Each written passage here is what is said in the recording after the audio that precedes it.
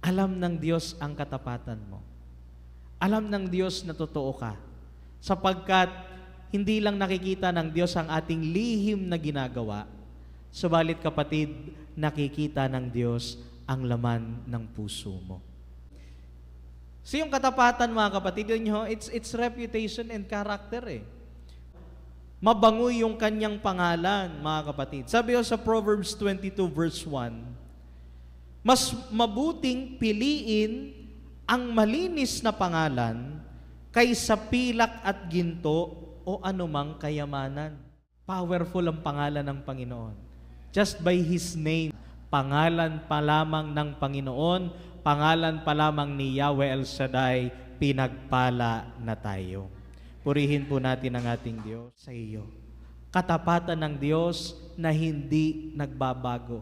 Anumang panahon, anumang sitwasyon, mananatiling tapat ang Diyos sa kanyang mga pangako. Kaya kapatid, higit sa ano paman, bagamat po ang aking itinalakay ay tungkol sa buhay ni Ruth. Subalit, ultimately, ito po ay tungkol sa katapatan ng Diyos. Hindi siya nagbabago.